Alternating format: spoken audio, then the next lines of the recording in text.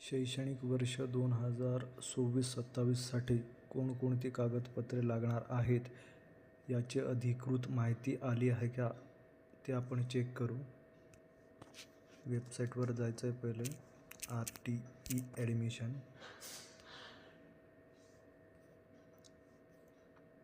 तर पहिल्याच लिंकला क्लिक करायचं आहे.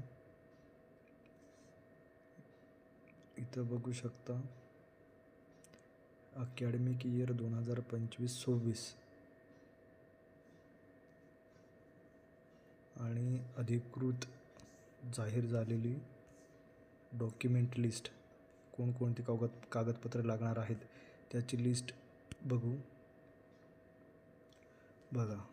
2025-26 ऑनलाईन प्रवेश प्रक्रिया म्हणजे 2026-27ची प्रवेश प्रक्रियाची डॉक्युमेंटची लिस्ट अजून जाहीर झालेली नाही.